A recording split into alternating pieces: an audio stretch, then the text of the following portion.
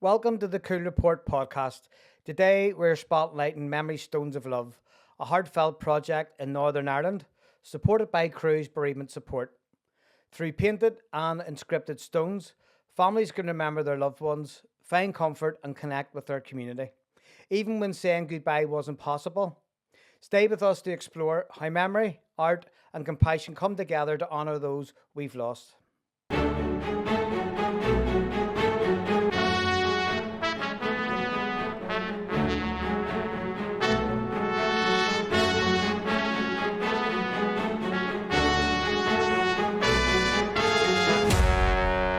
Joining me today on the Coole Report podcast, I have Brenda from Memory Stones of Love and I have Eleanor from Cruse Bereavement Support.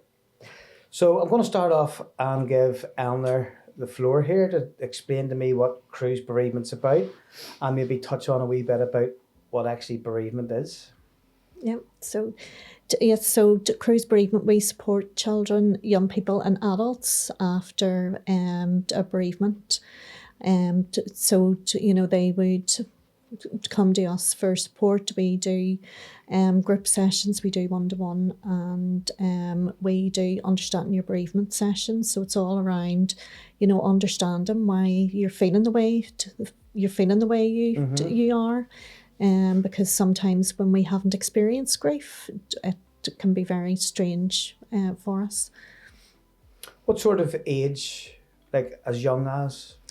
We see children from the age of 7. As young as that? As young as 7. And I suppose I manage the Children and Young People's Project at Cruse. And I suppose what we are trying to do is, when you look at all the significant adults around the child, if everybody around that child knows how to support them in their grief, it will be an easier journey. So we would do sessions with teachers, sports coaches, and we did a session today with hospital chaplains. So it's all around how children and young people can grieve and practical ideas then to help them. And we also go into post-primary and do talks with peers. And to get, because a lot of time bereavement isn't on the education curriculum. So it's given them an idea of, well, this is how grief affects you. What can you do to help your friend? And that's been really good because you're surrounding then that young person with people who understand. Okay. And the services that you provide, I suppose there's not one shoe fits all? No. There isn't. It just really depends on, the person themselves, what works best for them. Because sometimes one-to-one won't work for somebody, or group won't work for somebody. Which is why we do the Understanding Your Bereavement sessions. They're online, or some of them can be in person. But sometimes just being able to sit on Zoom with your camera off. And have grief, I suppose, normalised for them, will suit a lot of people because they're not having to leave home as well. Yeah, so virtually as well. Someone to talk to, someone to listen to you. And do you know what it is? It's somebody who isn't going to judge you, because we're all scared to say how we feel to family or friends in case they think, she really has gone mad. But you can go in and you can talk to a trained volunteer and they're not going to judge you. So you can say the things that you can't say to anybody else. And I just think that that's the beauty of it. It's the same with groups. Whenever you're with other people who understand where you're coming from, you're able to say to them, because you feel that they understand you. Or sometimes family, and because we grieve so differently, families don't realise. So you'll get somebody coming in saying, my sister told me I need support because I'm crying all the time. And the sister's not crying all the time, but it's because we all grieve differently. So we'll come back and we'll talk a wee bit more about grief, but I want to talk to Brenda here, and Brenda gives a wee sort of rundown on Memory Stones of Love. Yes, so Memory Stones of Love was technically born out of the COVID pandemic, and realistically the reason that was because a loss during COVID was very different. So our role is to, in conjunction with Cruse, is to support people who had any loss during the pandemic. So it's not just about COVID loss, because we're aware that so many people during that time frame didn't get the norms. And especially over in Northern Ireland, we have our rituals. And when they're denied you, that does make things very different. So as a project, we have a Facebook page, which has over 100,000 followers. Wow. And we also have a support group page, which has over 280 people on it. And the idea is that we will offer opportunities to come together to talk about your grief and to talk about how you're feeling. And I suppose that's one of the big things, is that whenever you'd asked Eleanor there, what is bereavement?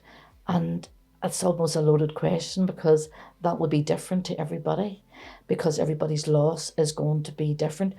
And for us, it's about a case of coming together somewhere that is safe.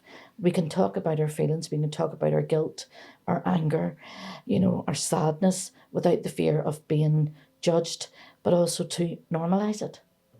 And that's a big thing for me. Whenever you first experience grief, you don't know what is going on with you physically and emotionally. I mean, I could talk about grief knocking my door. Grief knocked my door in 1984 when my brother died at the age. He was 16 and I was 18. There was nothing like Cruse then. Cruse celebrated their 40th birthday in 2024. I was very much left to get on with it. And unbeknown to me, I didn't realise how much it had impacted on me until I had my first son. And only when I became a mother that I realised that a lot of how I was behaving was almost obsessive compulsive, and I was trying to control things to make sure that I kept him safe, and that wasn't possible. And I think that's the thing for the memory stones. There's so many people that, unfortunately, that it's never good to have a loss, but to have a loss, at the end of the day, death is part of life. We're all going to die somewhere along the line. So we need to try and make it as normal in society as possible. What wasn't normal during the pandemic was what we experienced. Yeah. And not having the norms, So can you tell me about that, what it was like? Your mum. Yeah. And what it was like whenever you couldn't do the norms. So first of all, we didn't get to see Mum just before she died. We didn't get to be with her. So after the then Prime Minister made a speech to say that we were going into lockdown, half an hour later I got a phone call to say that Mum wasn't doing good and that I agreed to no unnecessary intervention. This was in the hospital? Yes, Mum was in the hospital. Yeah. So at that stage I was in a bit of a shock, and I says, what do you mean? She's not going to do? And they just said, they went through that Mummy's heart was racing, her blood pressure was through her roof, her kidneys were failing, that this had been brought on by COVID, and that unfortunately she was going to die. So when I asked could any of us be with her, I was told no. It wasn't possible because of the restrictions. So for us, Mummy died alone, without any of us with her.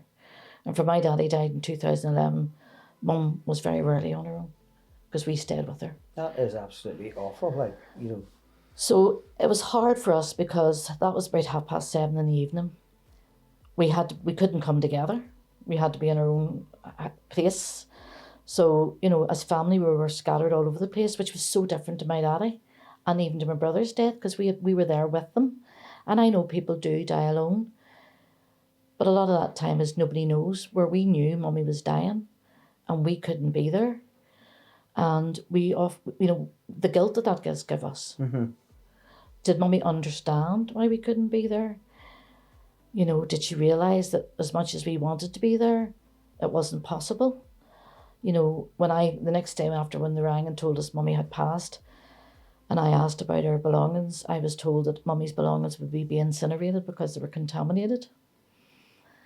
And the only thing, and thanks to the nurse, that we were able to get was Mummy loved her jewellery.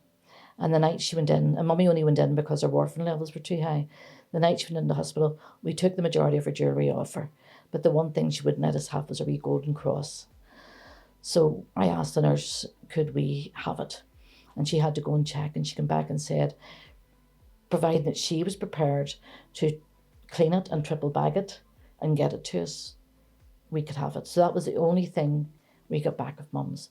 So when I asked about her glasses, I was told no, that they would be incinerated. You know, and it's only later on down the line that I found out, because I like to pretend Mummy was buried in the nightdress that I bought her for Mother's Day, that I left in and said, Mummy, you are our world. But now I know Mummy was double bagged and sealed, you know, so Mummy didn't get any of the norms. We didn't get to see her. She didn't get to be in the red outfit that we knew she would have wanted to get buried in. We met her at Carmoney Cemetery gates. You know, my brothers are heartbroken. They say they believe that the last act for them as Mummy's sons, the same as Mummy's grandsons, was to carry her. Only my sister and I were allowed at the graveside. The other 8 family members had to stand away back. There was red and white tape. The grave cemetery workers were there in their white Hamas suits with masks on. And I remember going to touch Mummy's coffin, and one of the guys jumped forward. Here's, I'm sorry, you can't be near that until your Mummy's in the hole in the ground. So how does that make you feel now with all the reports coming out, you know, telling us otherwise? It makes me feel very angry. You know, yes, the thing is, I know COVID was real. And that's another thing that's very different about losing somebody to COVID. Nobody ever questioned my father dying of cancer, but people question of COVID. I don't really care what your beliefs are. If I say to you, my mummy died of COVID, I don't need you to question me. It still makes me angry when I see reports and I know that the mechanisms were there. If they had been prepared properly, and again, people will say you can't be prepared, you could have. There was actually plans to be prepared, but because of the Brexit, social, you know, and different things happened. So things were then distracted from a potential pandemic that they were planning for, to then go to a potential no-deal Brexit. So, I mean, I am part of the COVID inquiry and we're trying to make a lot of changes and doing that on top of my grief. So it's like Eleanor said, people manage grief differently.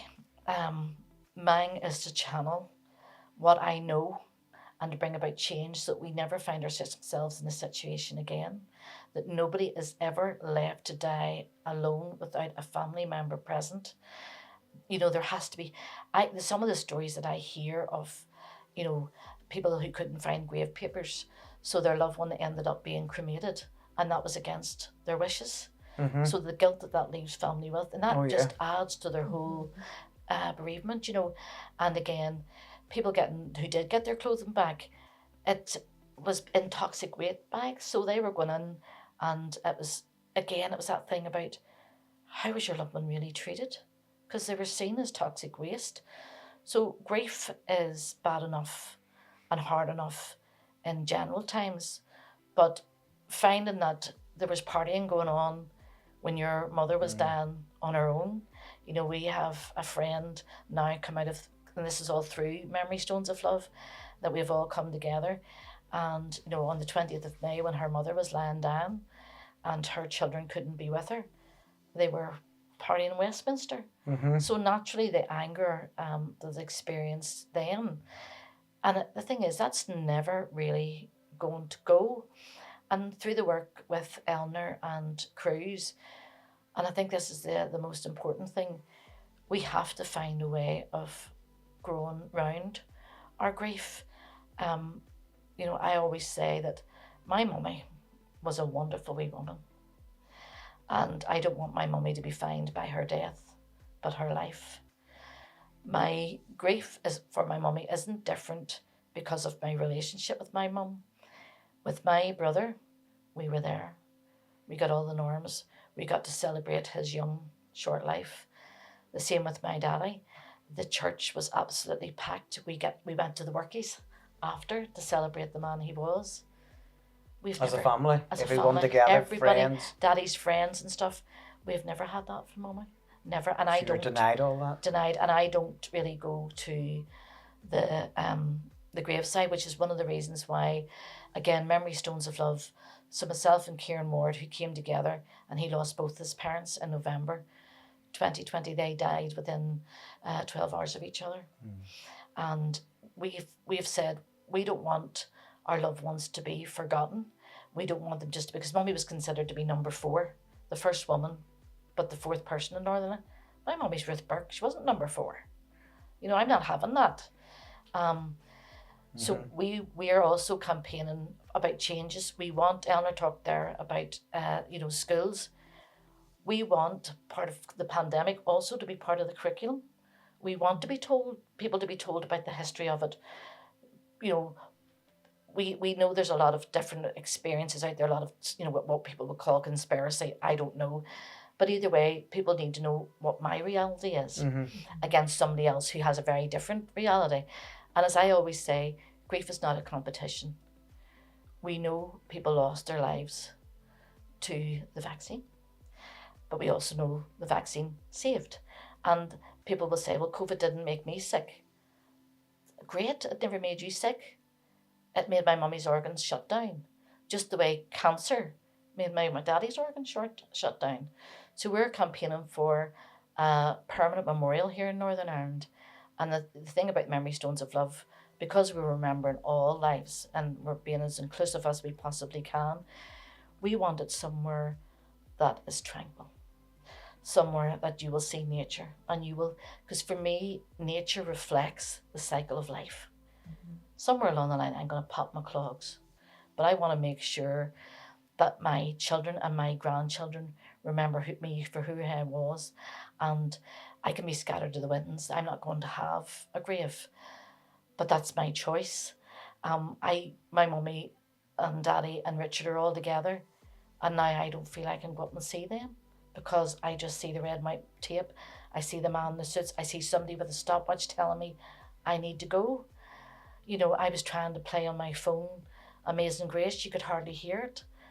I don't want that. So I want somewhere that I can go and just sit and think about all the loss that I've had in my life.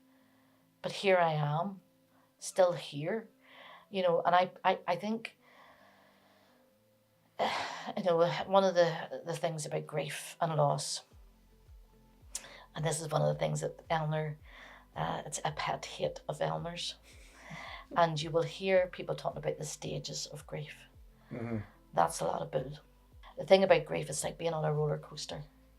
One day you can be grand, and the next thing you hear, like if I hear Welcome to the World and it's an advert, that was the song my daddy was carried out of the out of the church with in his coffin. I can see my sons and my brothers, my nephew carrying him, and it brings tears to my eyes because he always sang that song. But it also brings tears to my eyes because my mummy never got that.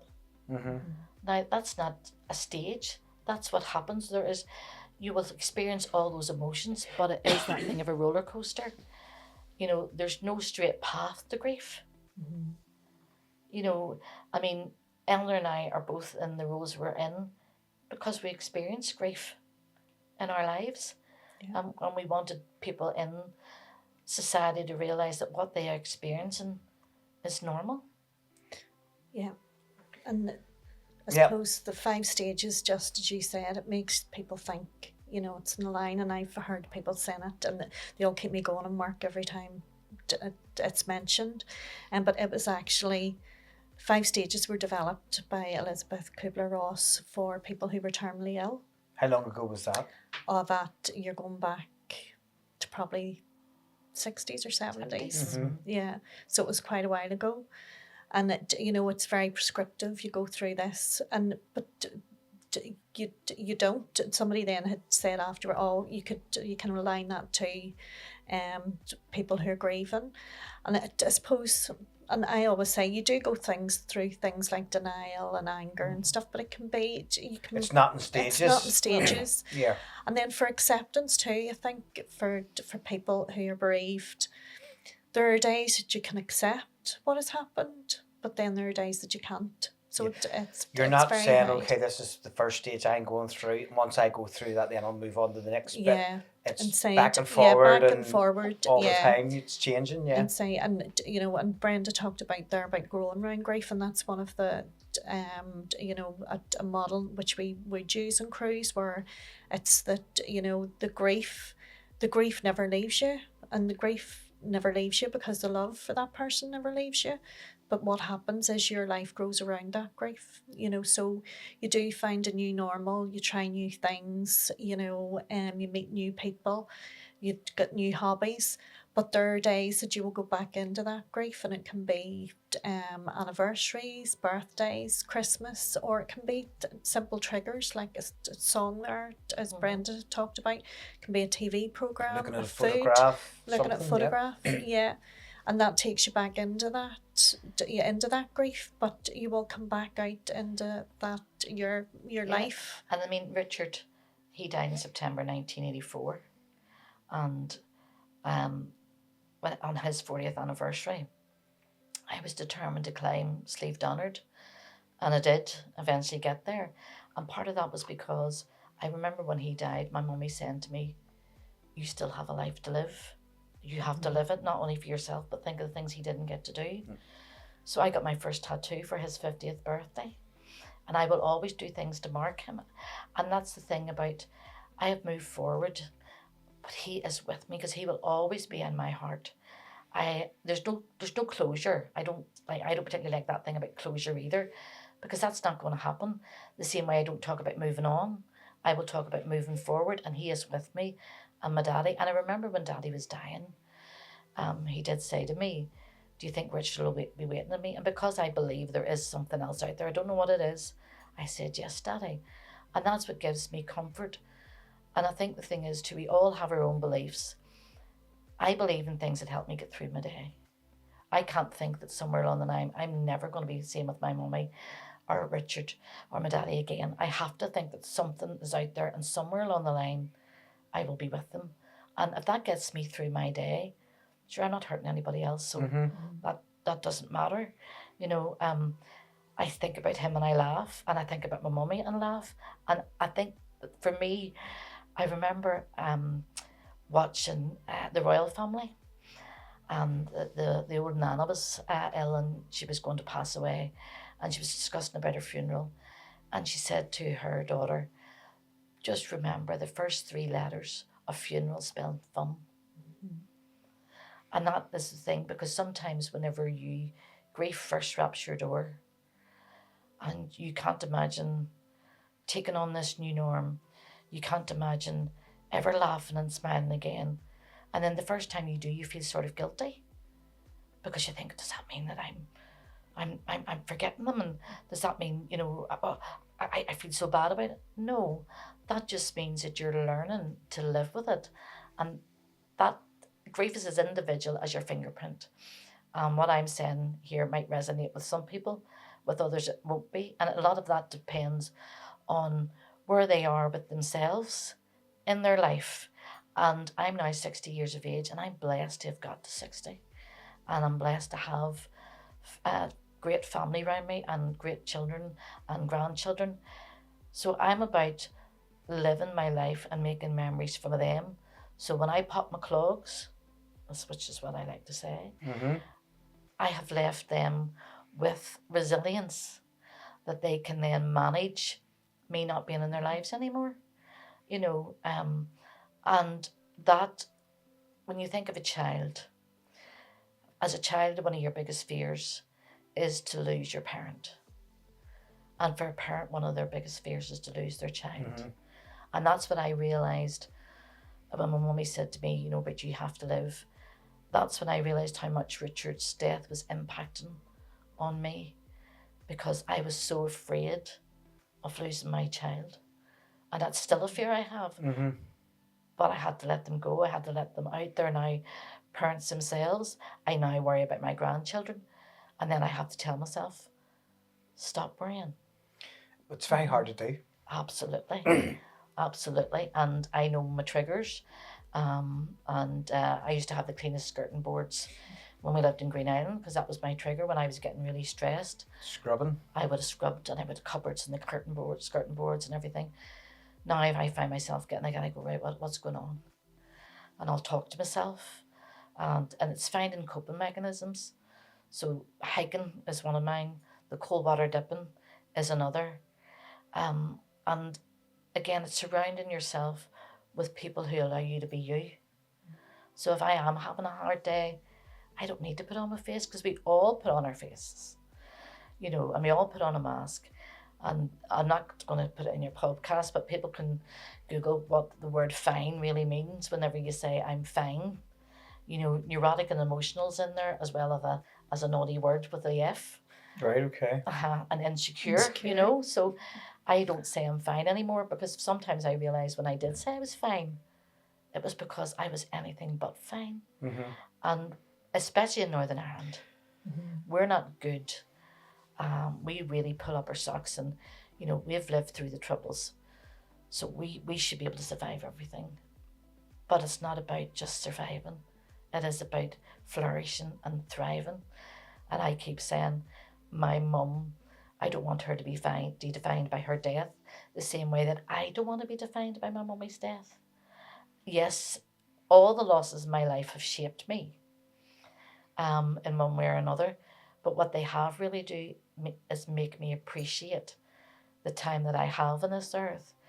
And if I'm blessed to get to 80 years of age and my health is still good, I like the thought of sitting and laughing about the madcap things that I've done. You know, going skinny dipping. Yeah. You know, and that's the thing about grief. It's giving yourself permission to grieve, to have those bad days. If there's days you don't want to get out of bed, that's that day you don't get out of bed. Tomorrow's another day. Reach out. You know, there is organisations out there. It is very different. My mum and daddy never got any support 40 years ago. It is difficult. There is waiting lists. Yeah. And that is the reality of it. But reach out, and I think it's really, really important as well, the work that they're doing in schools about supporting especially children and young people with loss, but also with teachers, because you can't expect, there is no time frame, there is no getting over it, there is no moving on. So when people say to you, well, I think you should just pull your socks up, you know, that was a year ago. But everybody does treat it different. For those people that say I could get on, they might not feel the same either. I know, like, I still have my mum, but my dad, and I got a phone call, David, come over here quick, your dad's dead. When I went over, tried to give him CPR, and I remember all that stuff on the floor, you know, and but you talked about brain fog as well. For me, sometimes I'm just like, I see my dad's photographs, but I can't remember a lot. And of videotapes, and the missus will say to me, like, why didn't you put them on and watch them? I've never watched them, you know, never. I was going to send them off to get them put on the, you know, so we could download them and get them digitalized and all that stuff. But for me, I just can't come out, so I don't know what way I cope with that, you know. But Aren't you coping? yeah, I suppose, but I do want to watch it. But I think if I heard my dad's voice and stuff, I don't know what way it would be, you know. But you'll get to a point when you will be able to do it. And sometimes I think people, we're hard on ourselves and expectations of where we should be or what we should be doing. But, you know, and it's tears. People are afraid of tears. Well, I'm not. I would burst out. People crying. are afraid of the start, the finish. And when we were clearing Mummy's house out, we had to do it on our own in different stages. So if Jennifer was down, I wasn't down. And when I opened one of Mummy's cupboard doors, her wardrobe in her bedroom, I seen this blue bag. And I wondered what the blue bag was. And it was this kettle, an ancient kettle. And I can remember in school in Hopefield, and they talked about everybody having electric kettles. Me being me, put my hand up and said, we don't have an electric kettle. So the teacher says, well, how do you boil your water? I says, on the gas stove like everybody else. He says, not everybody can afford an electric kettle. And I remember coming home and telling my mum, and Mummy says, why could you not just pretend we have an electric kettle? I says, because we don't. And at that stage, Richard was ill and everybody was giving him money. And I got a wee part-time job. And I remember him giving me the money and saying, would you buy Mummy an electric kettle? And she had kept that electric kettle. And when I found it, the floodgates opened, and I'm sure Mummy's neighbours thought there was a banshee next door because I wailed. And to be honest, I didn't realise how much I had contained my grief. Because when Richard died, my grief as a sibling was very much dismissed, not by my mummy and daddy, I have to say that, but by others. Well, your mummy and daddy have lost their son, so you need to grow up. You need to be there for them. So there was no people around weren't necessarily thinking how hard it was for us. Yeah. And I was only 18, and Richard took ill when I was 16. So, those years weren't the normal teenage years for me. But seeing that kettle, and mummy had kept shirts, and then my sister found a wee poem, and on it that mummy had wrote down, and it said, remember me with tears of joy and laughter, for that's how I remember you all. It was something about, don't remember me with tears of sadness. If that's the only way can you remember me, don't remember me at all. Mm-hmm. Yeah. And you're right, you're saying about hearing your daddy's voice, because that would take you back somewhere. Mm-hmm. And I think that's the thing. The time has to be right for you. There's no time frame. Yes, I says I'll do it in my own time. Yeah. I've got all the tapes sitting there, and I will get round to that. Mm-hmm. So tell me this: over the last 40 years, right? How has the support for children changed? I suppose it is a lot different than it was. 40 years ago, where we were still in the midst of the Troubles. I suppose death was around us, all traumatic, and we all witnessed it. And I suppose then it was very much, we were so used to it, you just get up and get on with it. And I suppose for now that we know how grief can impact us, and impact what we suffered. I mean, we work, Cruse work within the prisons, all 3 prisons, and whenever we're working with a prisoner, there's a lot of them have had very traumatic. There's bereavements and things, and seen a lot during the Troubles and didn't get the support. Mm-hmm. I suppose that's what is different now, is that support is out there.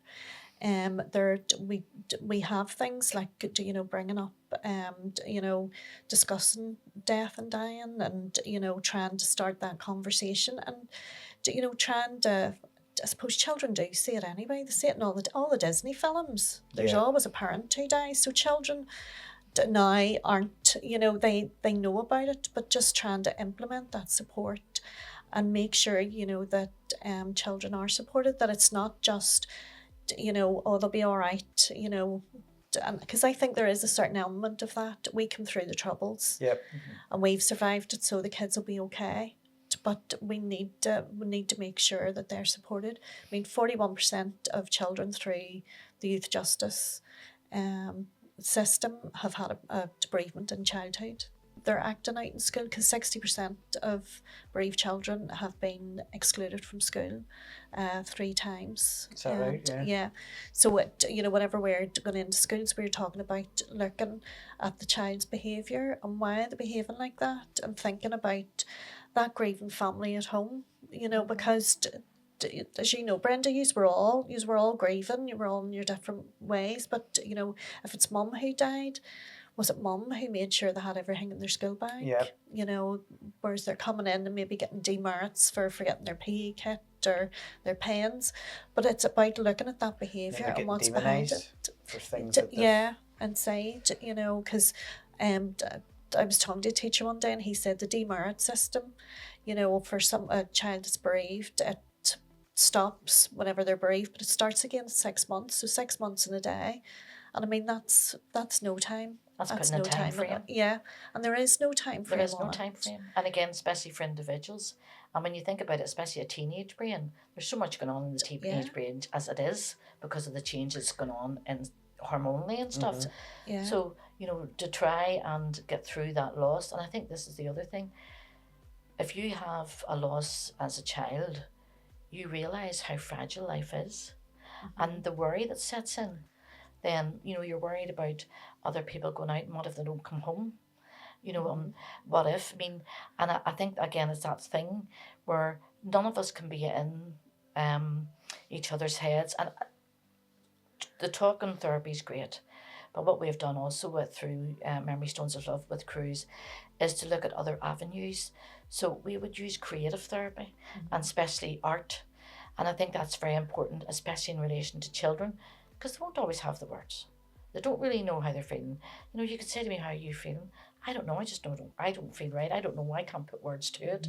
There is no words. But you could give me something, clay, paint, anything at all. And I think that's something that has to be used more, as not just, you know, for adults, but for children and young people. To me, they're more likely going to express. So when we do a group with Cruse, we will always have something else there. Plus the other thing is too, you're having a general conversation and people are more likely to be open when they're distracted doing something else. Yeah. You know, and so I always think too a lot about education, and it is that thing where it's not just a case of getting up and getting on with it, because in order to be able to get up and get on with it, you have to be able to process what you're feeling. You have to be able to, all emotions are valid, and it's how you manage those emotions. So for teenagers, it's not looking at the fact that they're drinking and drugs. It's what is the underlying issue. If they've been bereaved, then they need support there. They need to know that no matter how much drugs or drink they take, it's not going to block it out. It'll block it out for a while, but it'll come back again. And, you know, whenever Richard took ill, all our lives changed. But whenever he died, every single one of us took on a different role in life. And we went down different paths that if Richard had lived, would have been very different. And I think that's the thing, because you lose the person that you love, but you lose you. And you become somebody different. And I think that's one of the big things that I found. Not everybody could cope with the new me. And I stopped going out. People stopped calling for me. And yet that's the time when you really need your friends. And it's being able just to sit there and be quiet, not having to fill space. You know, if I want to talk, then I'll talk. But at the same token, if I don't want to talk, then I'll not talk, as long as I just have somebody sitting there with me. And I think that was part of the issue. A lot of people don't know how to deal with somebody who's become bereaved. I remember standing at a bus stop, and I smile now because it was really, really obvious. I seen a couple of ladies coming from the Diamond, and they see me standing, and they sort of looked, and I could see them saying something, and the next thing they turned and they went, because they didn't know what to say to me. Didn't know how to approach They it. didn't know how to approach it. I felt for them more than me, because I thought they actually are sad that they don't know what to say to me. But most people just say, how are you? I know. Are you all right? What do you expect to say? know, Like, you I know, know. people don't know what to say. And I really, think that's Shane. important. Yeah, they don't. And it's, the thing is, I love people mentioning mummy. I love people saying, you know, oh, I remember wee Ruthie doing this, and Richard, my daddy, you know, whenever he used to go down to the workies on a Wednesday and sing to the pensioners, and I used to laugh and I said, "Well, Daddy, but you're a pensioner. I'm not as old as them. You're a pensioner." You know, so to mention their name, to remember them, is so, so important. And I think it's one of those things too that I would say to people, what's your week like? Not necessarily how are you. What's your week been like? You know, a good friend of mine lost her daughter just before Christmas, very suddenly, very unexpected. Her and I had been out the day before and we'd had a fantastic day. I couldn't believe it when I read that her daughter passed away. Now she is doing her utmost to live her life and to continue on and battle, but her life will never be normal, the normal it was before. It can't be. She will never be the same again. She's a new, different person, but it's those who stay with her during that time are the people who are worthy of her. You know, and I think that's the thing.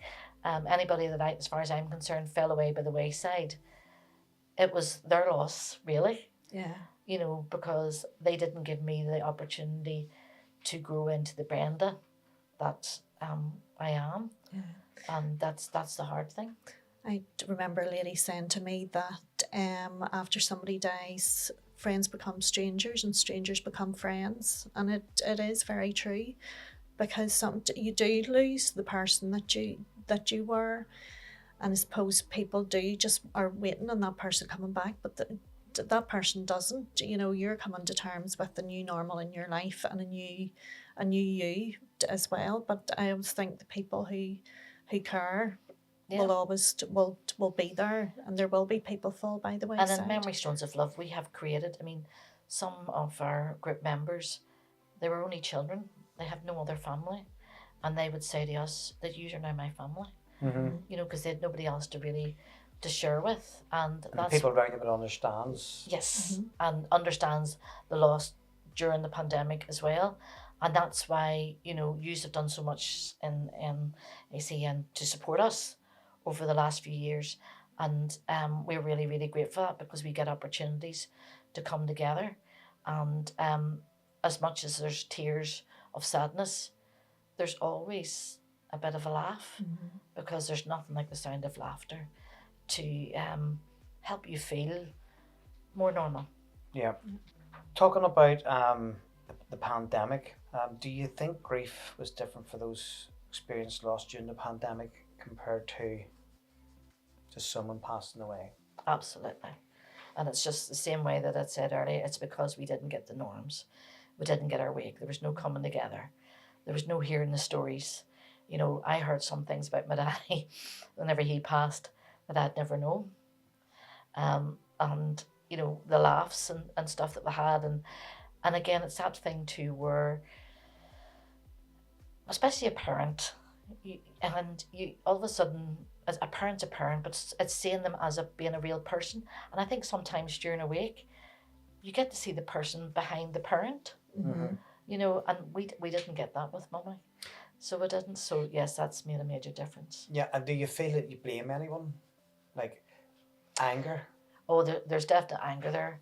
And there is blame, but I'm not going to, I have to, my constructive thing with that, and I have to be constructive with it because it can't eat me, is to do my utmost to ensure it doesn't happen again.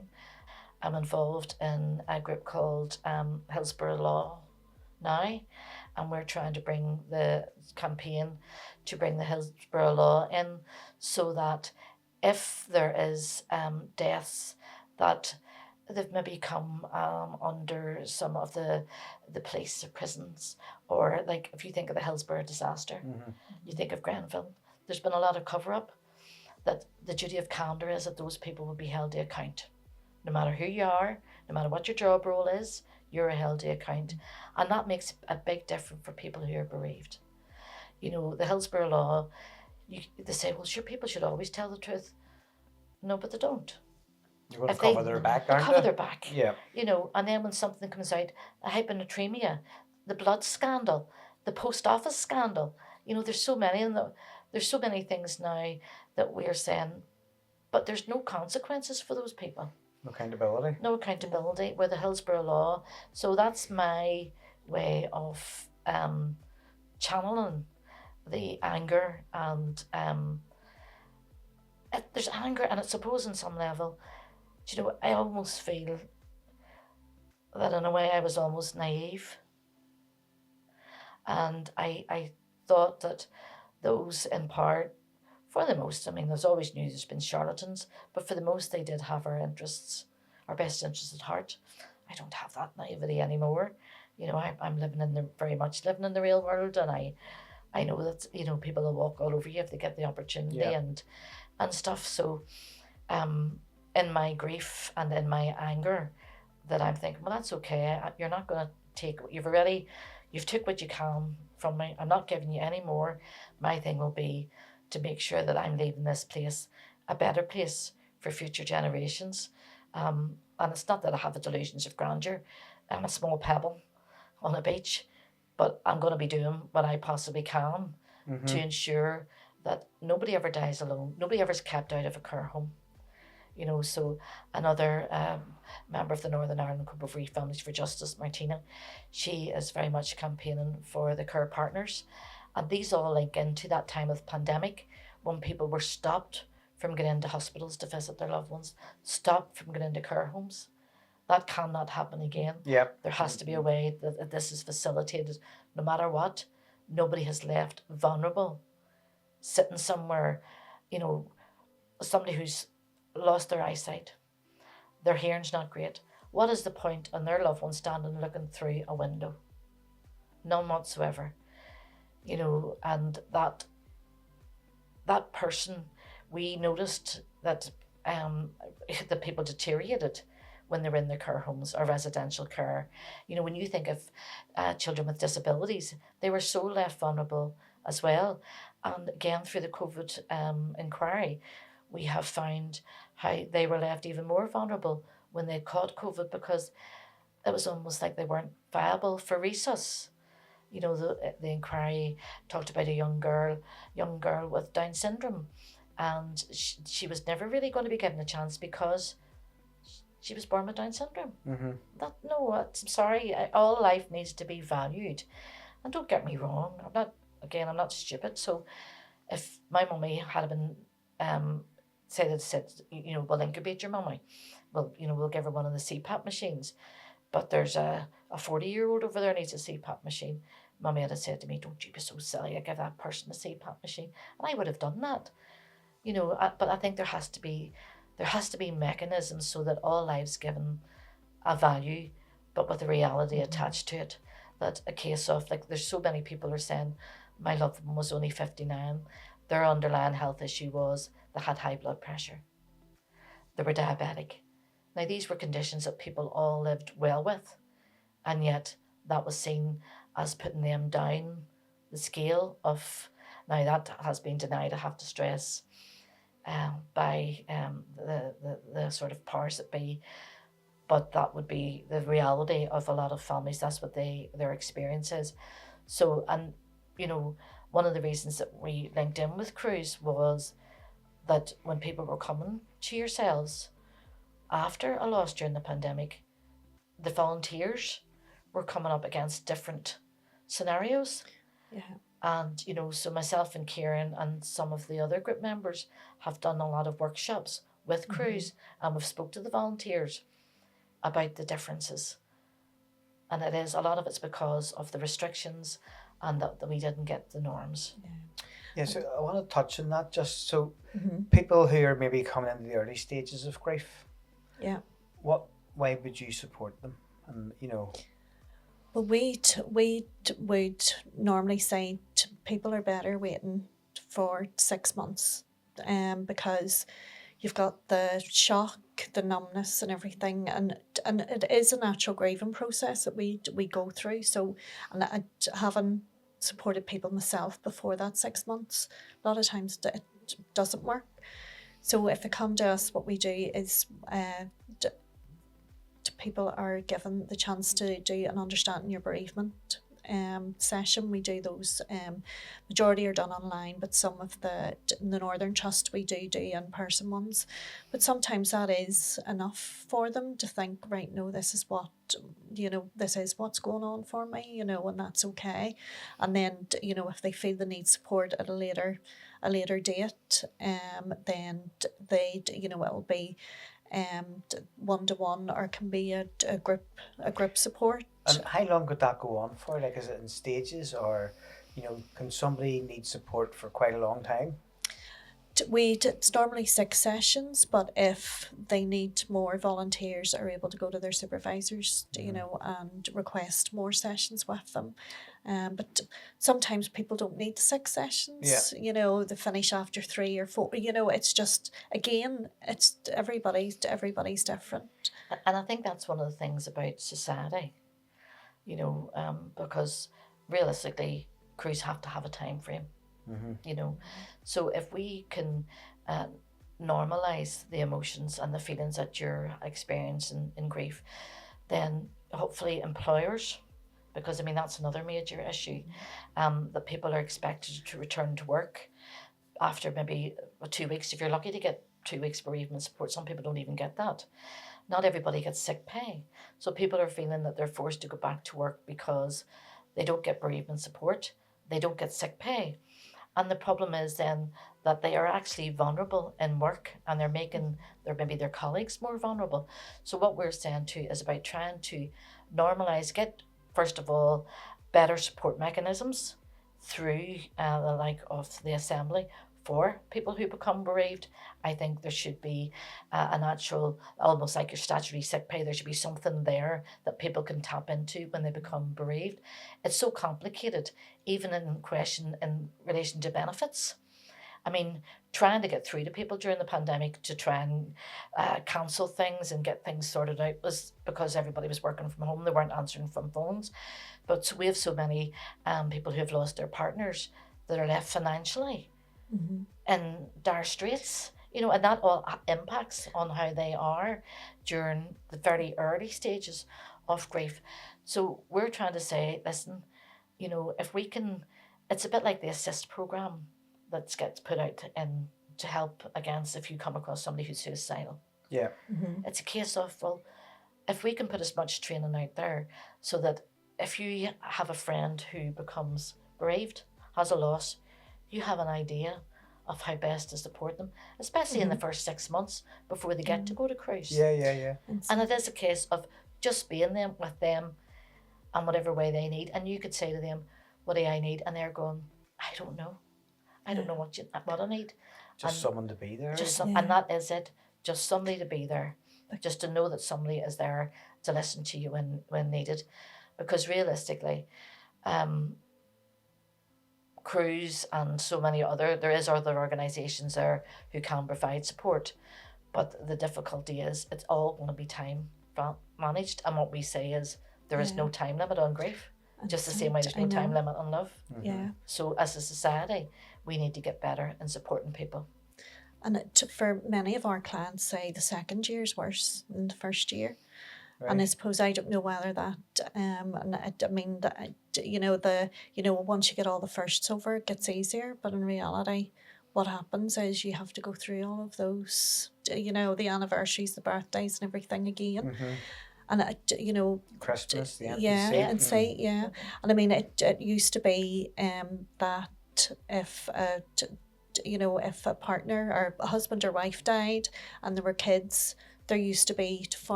get a benefit up until the youngest child was 16, and the government changed that to 18 months. Now this is a few years ago. From 16 to 18 months. The parent will only get the money for 18 months, and the reason, I remember reading one of the reasons given was because they didn't want people to end up relying on benefits. But we're talking to parents who maybe left on their own, working 2 jobs, trying to make sure that their kids have everything they need, trying to keep a house over their heads, where when they're not entitled to free school dinners, buses, and it can be really difficult for them. We would talk about secondary losses, so you lose the person and then there's everything around it, and a big part of that can be financial, especially if with everything. Then that impacts on them actually being able to grieve, because they're too busy trying to hold the roof over their head, stressed with everything else. So it's like the actual loss gets pushed further and down, and you see complicated grief, and that can be difficult, and that is sometimes when people haven't had an opportunity to deal with things, and then that's when it becomes more of a mental health issue. Yeah. And this is the other thing, you think of the mental health issues that we have throughout society, and if grief can be supported better, then the hope is that there's less people who get more complicated with their grief, and therefore it doesn't impact the same on their mental health. So we've something coming up on the 8th of March. We do indeed. And would you tell me what it is? Yes, so Memory Stones of Love have taken part in the UK-wide reflection event, which is to mark the COVID pandemic's loss. And the idea is that we come together with our group members and we celebrate and we remember and honour the people that we lost during that period in time. We're supported by Cruse. This year we're in Belfast City Hall. We'll have the rock choir coming to join us again. We'll have yourselves coming to join again. We'll have poetry reading. And it is that opportunity for people to come together in a safe space to remember and reflect on their loved ones, because my mummy will be coming 6 years on the 24th of March. And, you know, in some levels I still think, was it real? Am I in a movie? Is the music's going to come on and I'm going to wake up and that wasn't real? But we know it was real. But there is something about coming together to celebrate the lives of those who are no longer here. And so Belfast City Hall on the 8th of March from 1 to 3 p.m, that's a Sunday. And we have our Facebook page. Cruse have the tickets online, and normally we don't really ask for registration, but this year we need to, just from sheer numbers for the City Hall purposes. And it's always an emotional day, but it's a good emotion. So anybody that wants to go to support it can get a ticket. Just go on to your... Yeah, just on either the Memory Stones of Love page or Cruse. Well, we'll link that in with the podcast. Yeah. And then because there is the COVID Commission, and they are the ones that we're linking in with, who are looking at UK-wide. How do we remember, reflect? How do we commemorate all the lives lost? How do we acknowledge all that happened during that period? So they have also set up a website, and what we do here in Northern Ireland will then be put on that website. And for me, being a Northern Irish girl, it's very important that Northern Ireland's not left behind. It's very important that we get the same opportunities to remember our loved ones as everybody else, because quite often I think we are the poor relation, but I'm quite determined that, and so is Kieran and everybody else in our group, along with the support of Cruse, that we won't be the poor relation, that eventually, should it be the 10th anniversary, which I hope it's not, but we will have our reflective memory garden space someday. Well, I'm sure you will get it. And listen, the work that you do, I'm sure your mum's looking down and very proud of you, Brenda. Thank you. For what you're doing and the work that you're doing with Cruse supporting. I'm going to link in both groups in this and all the information on our social media. Brilliant. But for anybody out there wanting to get in touch, feel free to do so. Yeah. We're both groups are on Facebook. Feel free to send a message via Messenger.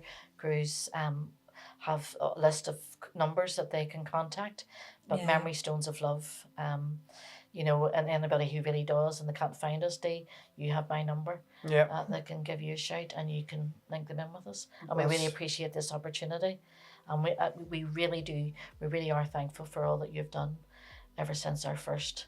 The young ones are absolutely fantastic, and we love seeing them coming, and we love to hear them singing, and we're looking forward to the 8th of March. Thank you very much. We have some nice talent in our community. You do indeed.